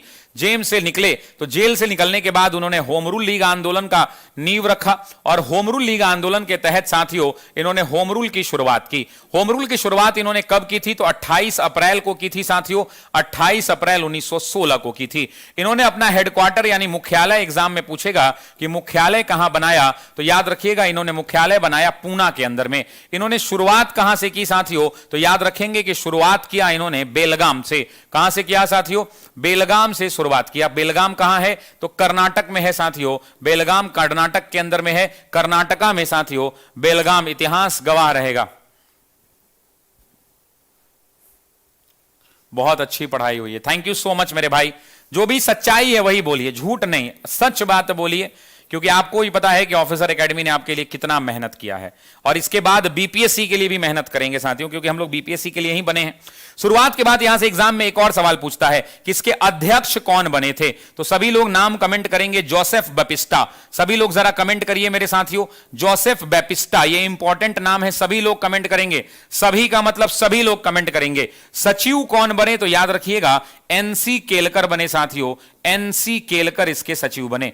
इनका जो क्षेत्र था वो महाराष्ट्र में बॉम्बे को छोड़कर बरार मध्य भारत का इलाका और कर्नाटक का इलाका हुआ करता था। लगभग इनके जो सदस्य थे उनकी संख्या 32,000 सदस्यों की संख्या थी साथियों, इस बात को ध्यान रखेंगे। इनके जो पत्रिका आती थी जिसका नाम था मराठा और केसरी, और इसी के माध्यम से ये प्रचार प्रसार करते थे। और इसी होम रूल के टाइम में इन्होंने लोगों को उत्साहित करने के लिए, जोश भरने के लिए, जुनून भरने के लिए साथियों इन्होंने क्या नारा दिया था? इन्होंने कहा था कि स्वराज मेरा जन्मसिद्ध अधिकार है और मैं इसे लेकर रहूंगा। दूसरी बड़ी बात साथियों एक और है जो मैं आपको यहां बताना चाहता हूं, इसलिए मैं इतना देर से यहां का जगह खाली रखा हूं। एक और कथन है साथियों, वो कथन क्या है कि भारत उस बेटे की तरह है, लिख देता हूं मैं, भारत उस बेटे की तरह है, भारत उस बेटे की तरह है जो अब जवान हो चुका है। भारत उस बेटे की तरह है जो अब जवान हो चुका है, जवान हो चुका है, और वक्त का तकाजा है, जो जवान हो चुका है, और वक्त का तकाजा है, और वक्त का तकाजा है, और वक्त का तकाजा है कि इसको इसका वाजिब हक दे दिया जाए। इसको इसका वाजिब हक, इसको इसका वाजिब, एग्जाम में आ सकता है, वाजिब हक दे दिया जाए।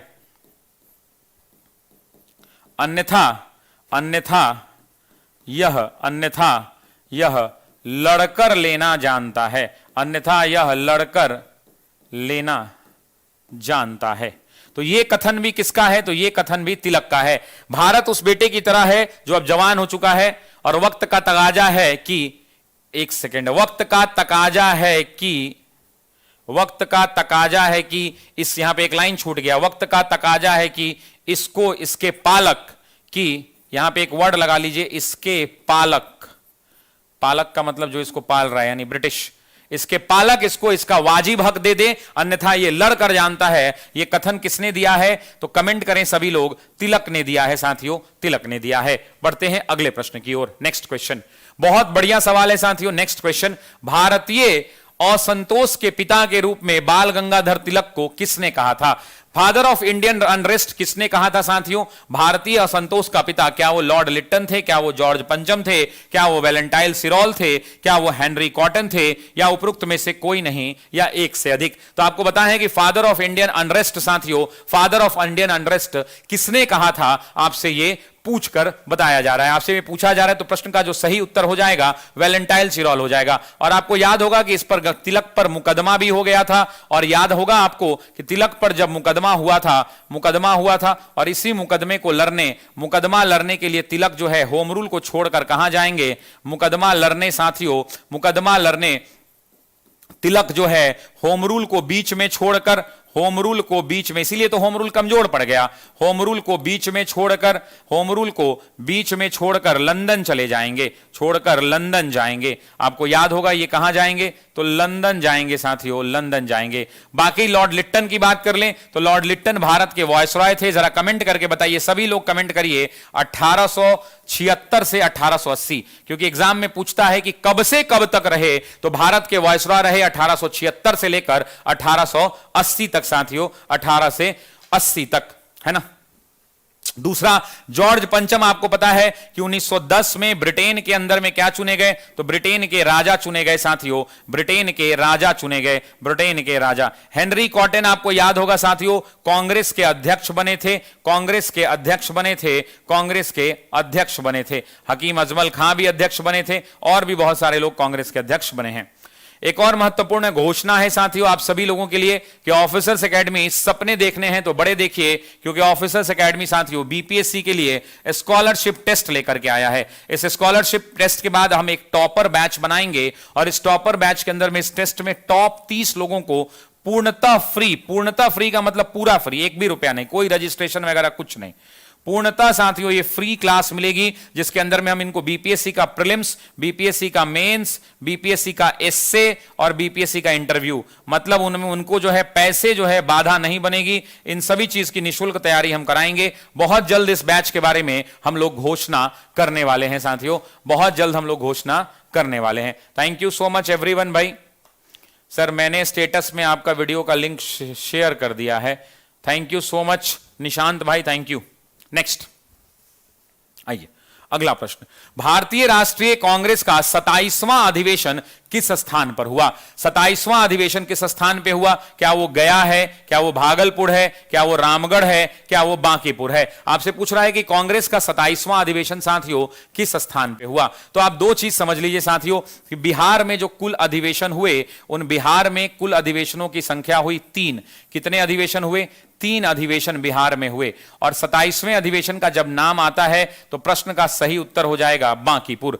पहला अधिवेशन साथियों 1912 में हुआ, 1912 में हुआ। और कहां हुआ? तो 1912 में बांकीपुर में हुआ। अध्यक्ष कौन बने साथियों? तो अध्यक्ष बने रंगनाथ मुधोलकर, जिनको आप शॉर्ट में कहते हैं आरएन मुधोलकर। रंगनाथ मुधोलकर बने साथियों, रंगनाथ मुधोलकर बने। इस बात को ध्यान रखेंगे। यह 27वां अधिवेशन था साथियों, यह 27वां अधिवेशन था। दूसरा साथियों 37वां अधिवेशन भी पूछ सकता है, तो याद रखिएगा 37वां अधिवेशन 1922 में हुआ।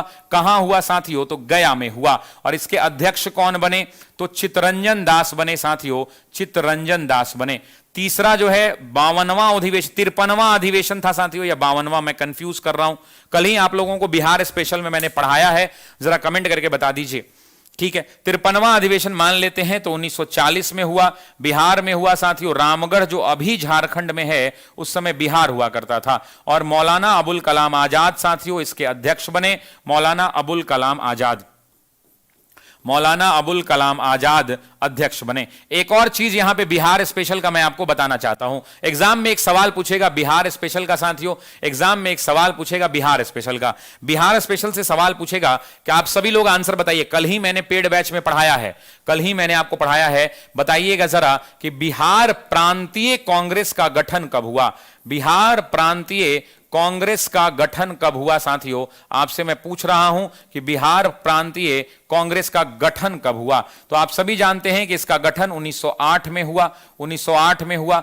प्रथम अधिवेशन कब हुआ साथियों? तो इसका प्रथम अधिवेशन अगर आपको याद होगा, इसका प्रथम अधिवेशन कब हुआ? तो 1908 में हुआ। कहां हुआ? तो बांकीपुर में हुआ। और प्रांतीय कांग्रेस के पहले अध्यक्ष कौन बने? यानी प्रथम एग्जाम के अंदर में पूछेगा कि प्रथम अध्यक्ष कौन बने, तो सर सैयद इमाम बने। कौन बने साथियों? सर सैयद इमाम बने। इस बात को ध्यान रखिएगा। उसके अलावा पूछेगा कि द्वितीय अधिवेशन कब हुआ? तो साथियों बिहार प्रांतीय कांग्रेस का बिहार स्पेशल का पोर्शन है, एक बार वीडियो को सभी लोग लाइक कर देंगे।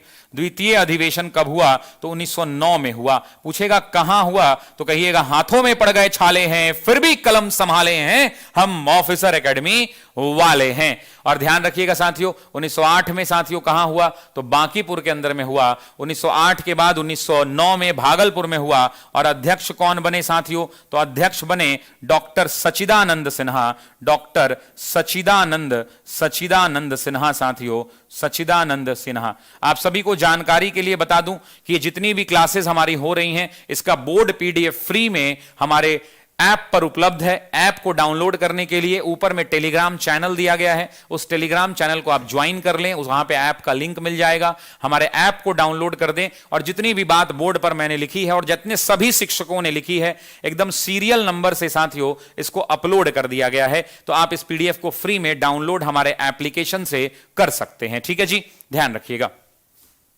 अगला साथियों, अगला साथियों, अगला प्रश्न लिखिएगा, अगला प्रश्न लिखिएगा, अगला प्रश्न लिखिएगा।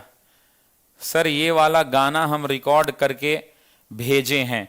देखो भाई, ये वाला गाना आप जो भेजे हैं ना, आप जो कह रहे हैं कि हाथों में पड़ गए छाले हैं वाला आप रिकॉर्ड किए होंगे, तो आप भेजते हैं एक्चुअली व्हाट्सएप पे मेरे भाई, इतना मैसेज आता है व्हाट्सएप पर कि हम लोग उसको देख नहीं पाते हैं। तो आप एक काम करिएगा, उस वीडियो को, जो भी आप वीडियो बनाते हैं, मोहब्बत दिखाते हैं, उस वीडियो को आप अपने यूट्यूब चैनल पर अपलोड कर दीजिएगा। आप अपना यूट्यूब चैनल एक बना लीजिए और उस YouTube चैनल पे आप क्या करिएगा, बहुत सारे लोगों ने अपना YouTube चैनल बनाया है, उस YouTube चैनल पे उस वीडियो को अपलोड कर दीजिएगा। और अपलोड करने के बाद ऐसे लिखिएगा @the ऐसे लिख दीजिएगा।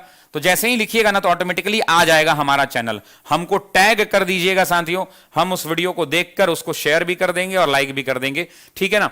तो आप यूट्यूब चैनल, क्योंकि आप एक व्हाट्सएप पर वीडियो भेजिएगा, हम हाथ जोड़ते हैं भाई, कम से कम 50,000 से ज्यादा मैसेज व्हाट्सएप पे पड़ा हुआ है, हम हाथ जोड़ के माफी मांगते हैं कि हम नहीं देख पाते हैं व्हाट्सएप मैसेज, हमारी टीम भी नहीं देख पाती है, ठीक है। इसलिए आप अपने चैनल पर अपलोड करके @the ऑफिसर्स एकेडमी लगा दीजिएगा। बहुत सारे लोग करते हैं, जैसे वो स्टडी विथ कोई है, फिर एक ISPCS करके एक लड़का है वो करता है, एक स्टडी विथ NK है वो करते हैं, बहुत सारे लोग करते हैं अपलोड। तो मैं देख लेता हूं और मैं अप्रूव भी कर देता हूं उसको, ठीक है जी। आइए, ये पूछ रहा है कि ब्रिटिश हाउस ऑफ कॉमन में चुने जाने वाले दादा भाई नौरोजी प्रथम भारतीय थे जिन्होंने किस दल के टिकट पर चुनाव लड़ा था। क्या वो उदारवादी दल था, कांग्रेस था, कंजर्वेटिव दल था, यूनियन पार्टी था, उपरोक्त में से कोई नहीं या एक से अधिक। तो साथियों, इस प्रश्न का जो सही उत्तर हो जाएगा वो उत्तर हो जाएगा लिबरल पार्टी। यहां एक ट्रिक बताता हूं, समझिए, यहां पे एक ट्रिक है, आपको ट्रिक बताता हूं, ध्यान से समझिएगा। आप जानते हैं कि ब्रिटेन में दो तरह की पार्टियां हैं, एक लिबरल पार्टी है और एक कंजर्वेटिव पार्टी है, यही दो पार्टी है। तो ट्रिक बताता हूं, समझिए। पहले तो यह समझिए कि प्रथम दादा भाई नौरोजी प्रथम भारतीय जो चुनाव जीते, जो ब्रिटेन में चुनाव जीते, प्रथम भारतीय जो ब्रिटेन में चुनाव जीते। लेकिन यहां पर एक एग्जाम में कंफ्यूज कर देगा। याद रखिएगा कि ये पहले भारतीय चुनाव जीतने वाले हैं, लेकिन चुनाव लड़ने वाले नहीं हैं। चुनाव लड़ने वाले ये दूसरे भारतीय हैं। इनसे पहले भी एक भारतीय ने चुनाव लड़ा था, लेकिन वो हार गए थे। वो क्या किए थे? हार गए थे। तो याद रखिएगा, द्वितीय व्यक्ति, मैं यहां लिख देता हूं इसको, स्क्रीनशॉट क्या PDF ही मिल जाएगा। दूसरे भारतीय जो चुनाव लड़े थे ब्रिटेन में, चुनाव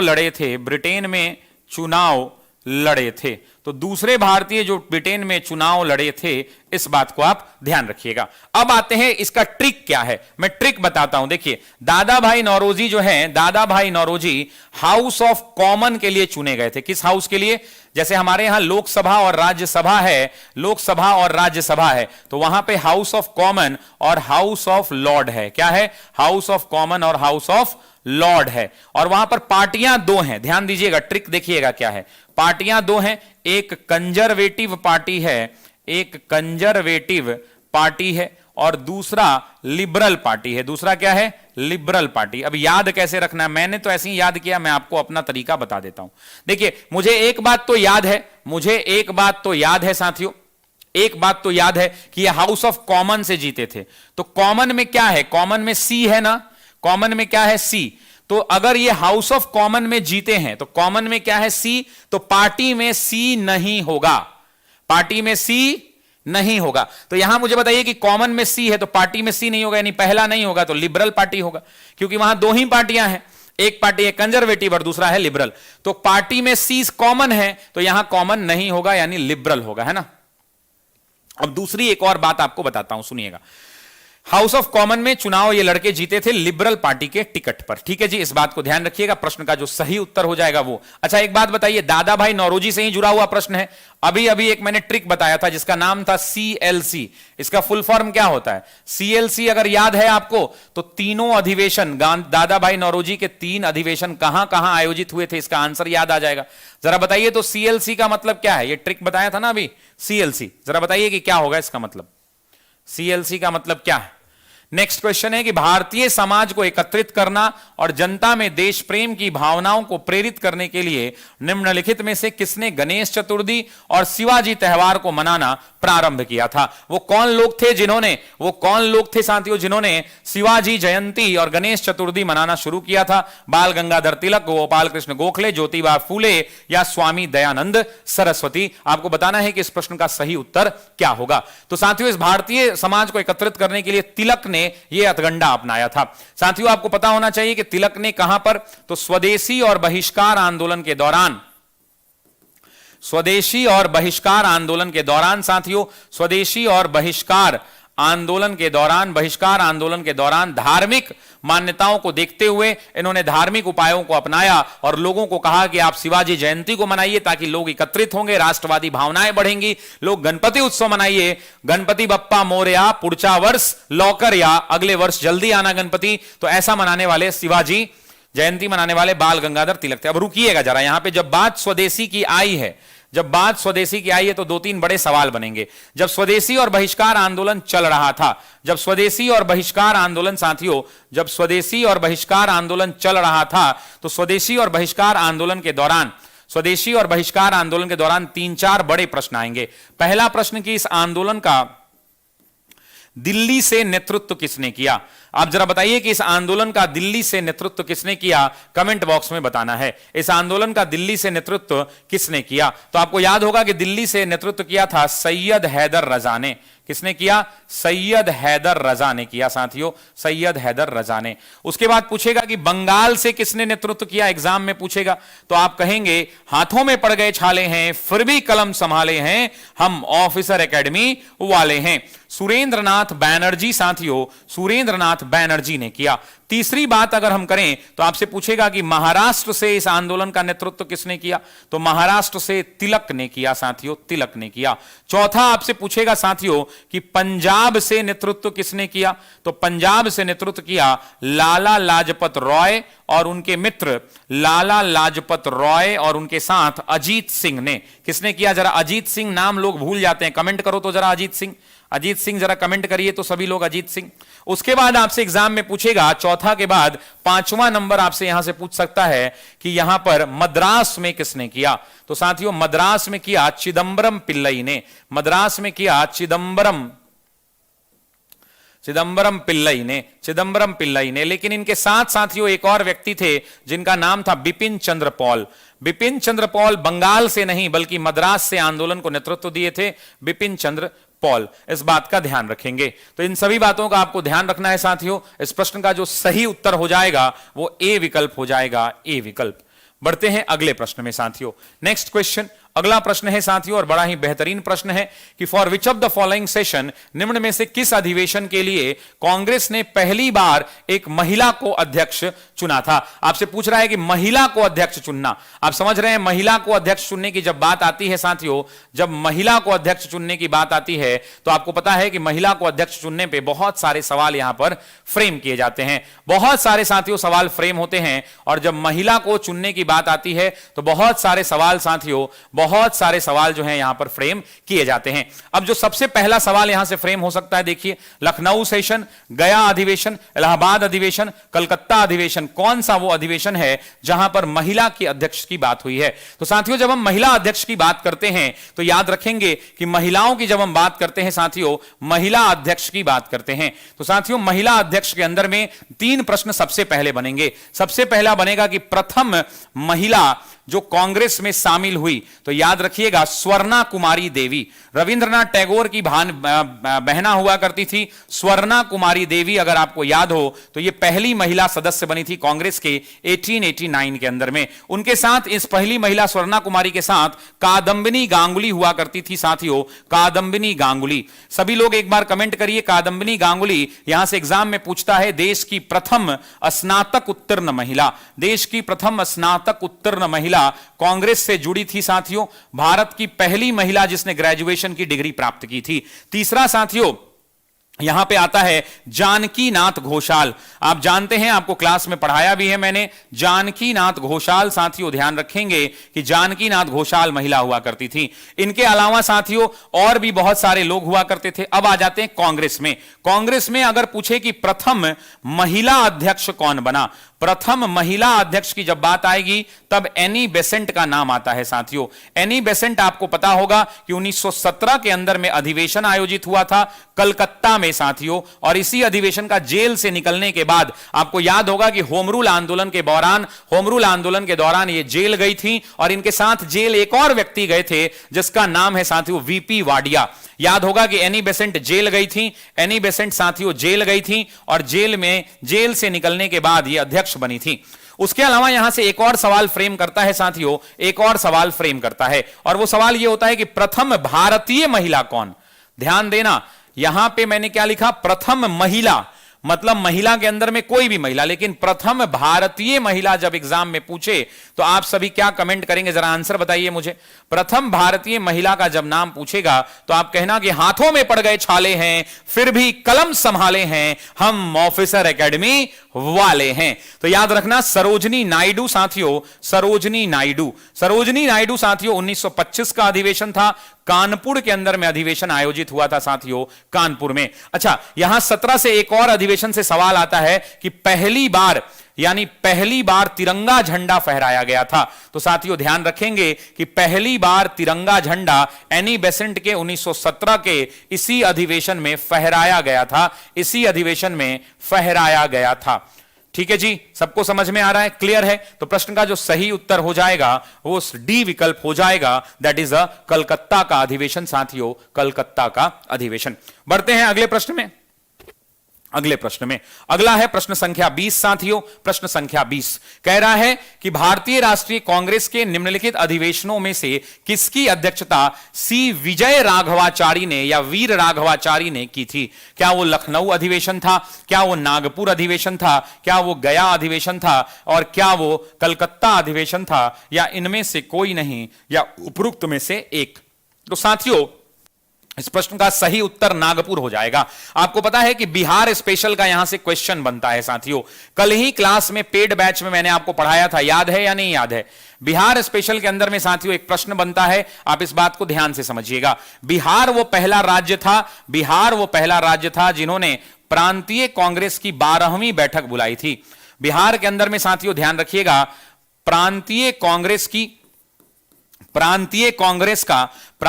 कांग्रेस का 12वां अधिवेशन, प्रांतीय कांग्रेस का कईयां अधिवेशन, तो 12वां अधिवेशन हुआ था साथियों। और यह स्थान कहां था, तो स्थान था साथियों भागलपुर में।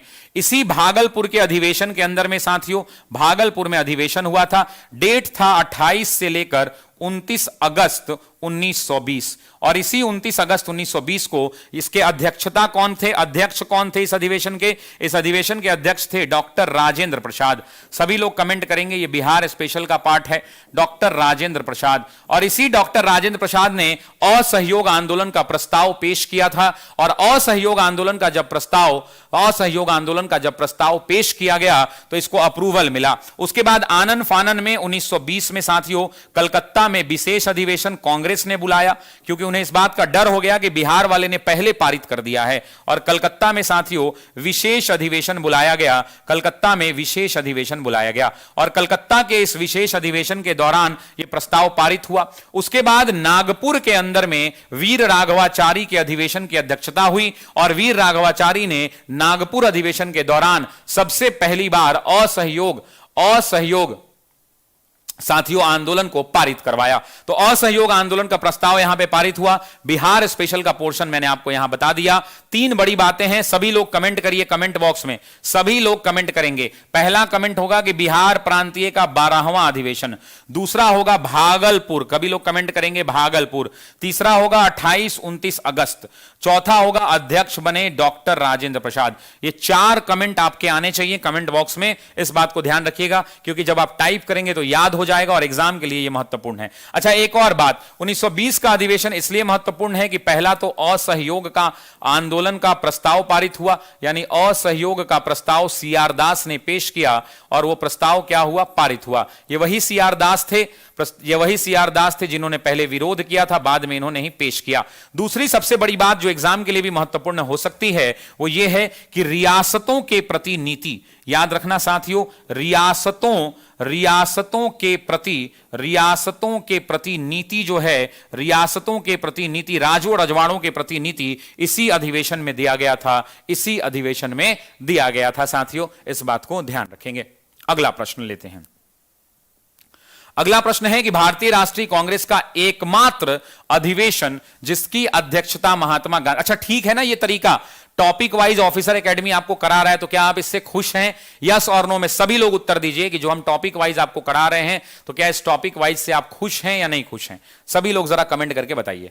ठीक है, तो लखनऊ अधिवेशन आपको बताना है, लखनऊ अधिवेशन, गया अधिवेशन, बेलगाम अधिवेशन, कराची अधिवेशन, उपरोक्त में से कोई नहीं या एक से अधिक। तो साथियों, भारतीय राष्ट्रीय कांग्रेस का एकमात्र अधिवेशन, तो आप समझिए ये महात्मा गांधी हैं। साथियों, महात्मा गांधी का कांग्रेस से जुड़ाव कैसे हुआ आपको याद दिलाते हैं। महात्मा गांधी जब दक्षिण अफ्रीका में थे तो पहली बार भारत आए थे और 1901 में साथियों दिल्ली में अधिवेशन हुआ था, मुझे जहां तक ध्यान है, और अध्यक्ष कौन थे? दिनसा एडुल्वी वाचा, उन्हीं की अध्यक्षता में यह बैठक हुआ था और वहां पर साथियों गांधी शामिल हुए थे। लेकिन आपको याद होगा कि असहयोग आंदोलन के बाद गांधी जेल चले गए। असहयोग के बाद गांधी को 6 वर्ष की जेल हुई। जरा सभी लोग कमेंट करेंगे कितने वर्ष की, तो 6 वर्ष की सजा हुई, 6 वर्ष की जेल हुई। लेकिन गांधी की सेहत खराब होने के कारण सेहत इनकी तबीयत खराब हो गई और सेहत खराब होने के कारण साथियों याद रखना 5 फरवरी 1924 को जेल से रिहा कर दिया गया। जेल से क्या किया गया? रिहा कर दिया गया। और जब गांधी जेल से रिहा हुए, रिहा किया गया, और जब गांधी साथियों जेल से रिहा हुए तो गांधी ने जेल से रिहा होने के बाद 1924 के बेलगाम अधिवेशन की अध्यक्षता की थी। 1924 के बेलगाम अधिवेशन की अध्यक्षता की थी। जिन्होंने भी अभी तक वीडियो को लाइक नहीं किया है, आप सभी मेरे छोटे भाई बहनों और बड़े भाई बहनों से निवेदन है, नम्र निवेदन है कि आप इस वीडियो को लाइक कर दें। आपका लाइक हमारे पास, आपके परिवार के सदस्यों के पास, हम आपके परिवार के सदस्य हैं, एक पॉजिटिव संदेश के रूप में, एक प्यार के रूप में वो पैगाम आएगा और उस पैगाम को हम दिल से स्वीकार करेंगे। तो आपसे निवेदन है कि आप वीडियो को जरूर लाइक कर दें।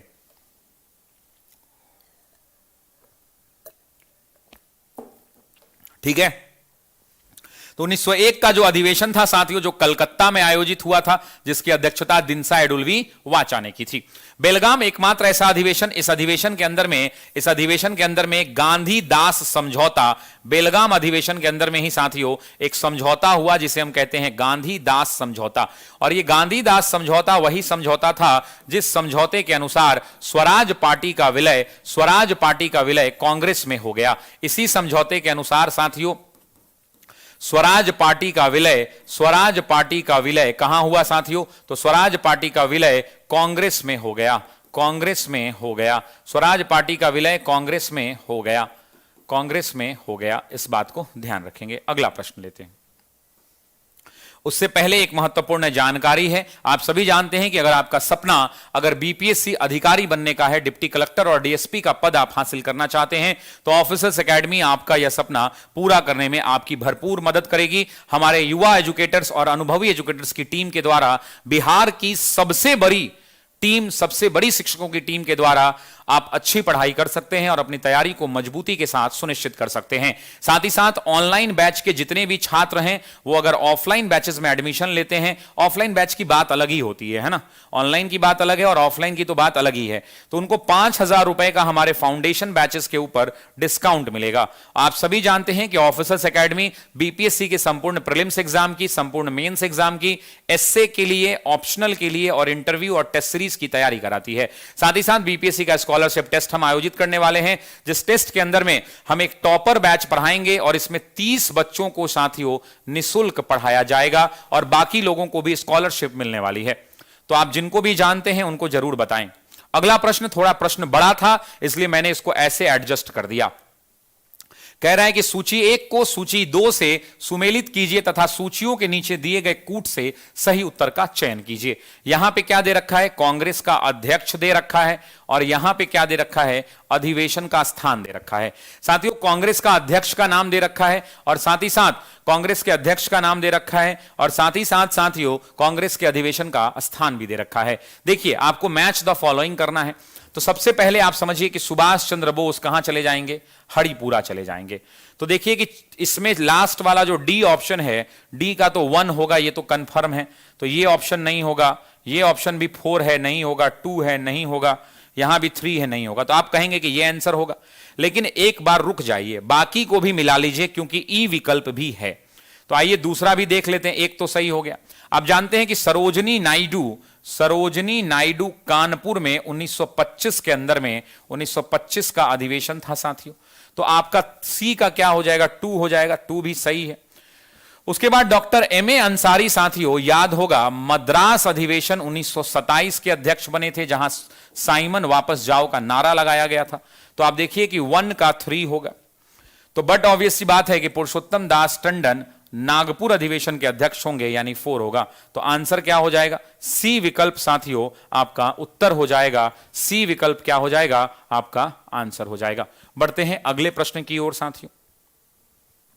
अगला प्रश्न है कि जवाहरलाल नेहरू ने भारतीय राष्ट्रीय कांग्रेस के किस अधिवेशन की अध्यक्षता नहीं की थी। आपसे पूछ रहा है कि नहीं की थी। पहला ऑप्शन है लाहौर अधिवेशन 1929, लखनऊ अधिवेशन 1936, फैजपुर अधिवेशन 1937 और रामगढ़ अधिवेशन 1940। तो आप सभी जानते हैं कि सबसे ज्यादा बार अध्यक्ष कौन रहे हैं स्वतंत्रता के पूर्व। स्वतंत्रता के पूर्व सबसे ज्यादा बार अगर कोई रहा तो सबसे ज्यादा बार स्वतंत्रता पूर्व की अगर हम बात करते हैं तो उसमें एक नाम जो है, एक नाम किसका आता है, जवाहरलाल नेहरू का आता है। आप जानते हैं कि लाहौर अधिवेशन के अंदर में यहीं पर पूर्ण स्वराज का प्रस्ताव, साथियों आपको याद होगा कि यह वही अधिवेशन है जहां पर पूर्ण स्वराज का प्रस्ताव पारित किया गया था। रावी नदी के तट पर तिरंगा झंडा फहराया गया था और पूर्ण स्वतंत्रता दिवस के रूप में 26 जनवरी 1930 को आयोजित किया गया था। यह भी आपको याद होगा कि 26 जनवरी एग्जाम में पूछता भी है कि 26 जनवरी 1930 को क्या मनाया गया, तो पूर्ण स्वतंत्रता दिवस के रूप में मनाया गया। रावी नदी के तट पर तिरंगा झंडा फहराया गया। कब फहराया गया, तो याद होगा 31 दिसंबर को रात्रि 12 बजे। 31 दिसंबर को 1929 को साथियों रात्रि कितने बजे, तो रात्रि 12 बजे साथियों, रात्रि 12 बजे रावी नदी के तट पर साथियों। किस नदी के तट पर, तो रावी नदी के तट पर। आप सभी को पता है कि अगली क्लास कौन सी होगी, मेरे क्लास के आधे घंटे के बाद, यानी अभी रात 10 बजे से आपकी विज्ञान की क्लास है, साइंस की क्लास होगी। तो साइंस की क्लास भी करना ना भूलें, क्योंकि आपको पता है कि साइंस भी कितना महत्वपूर्ण है। और आप सभी जानते हैं कि हमारे प्यारे केसरी सर जो हैं, हमारे प्यारे साथियों केसरी सर साइंस का अधिवेशन लेकर, साइंस का अधिवेशन कह रहा हूं, साइंस का लेक्चर लेके आएंगे रात में 10 बजे। और आप जानते हैं कि आज फिजिक्स से शुरुआत होगी, जिसके अंदर में राशि एवं मापन और यांत्रिकी का जो टॉपिक है वो कवर किया जाएगा साथियों, वो कवर किया जाएगा। तो आपसे निवेदन है, थैंक यू। अरुण कुमार जी सुपौल से कोई हैं, बहुत मैसेज कर रहे हैं, हम पढ़ नहीं पा रहे हैं भाई, बहुत तेजी से मैसेज जा रहा है आपका, बहुत शुक्रिया। लखनऊ अधिवेशन ये वही अधिवेशन था जहां पे समाजवाद की बात आई थी साथियों। समाजवाद जी, कांग्रेस का नया लक्ष्य जो है, नया लक्ष्य समाजवाद अपनाया गया था, आपको याद होगा। फैजपुर अधिवेशन आपको याद होगा, आंसर हो जाएगा रामगढ़ अधिवेशन, क्योंकि इसकी अध्यक्षता मौलाना अबुल कलाम आजाद ने की थी, जो भारत के पहले शिक्षा मंत्री बने थे आजाद भारत के। मौलाना अबुल कलाम आजाद ने किया था साथियों। अबुल कलाम आजाद सबसे कम उम्र के अंदर में अध्यक्ष बने थे, 35 वर्ष की आयु में अध्यक्ष बने, और सबसे लंबी अवधि तक 1940 से लेकर 45 तक अध्यक्ष रहे, क्योंकि इस दौरान सेशन हुआ ही नहीं था। अगला, दादा भाई नौरोजी के विषय में निम्नलिखित में से कौन सा एक कथन असत्य है। यह वीवीआई क्वेश्चन है साथियों, यह वीवीआई क्वेश्चन है, ये सेकंड लास्ट क्वेश्चन है। इसके बाद एक और प्रश्न कराऊंगा, फिर छुट्टी हो जाएगी, फिर आप 10 बजे विज्ञान की क्लास में मिलेंगे, है ना, ध्यान रखिएगा। पहला, कि दादा भाई नौरोजी पहले भारतीय थे जो एलिफिस्टन कॉलेज बंबई में गणित और भौतिकी के प्रोफेसर के रूप में नियुक्त हुए थे। यह स्टेटमेंट करेक्ट है।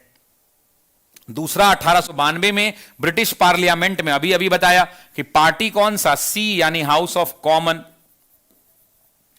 और हाउस ऑफ कॉमन में चुने गए थे।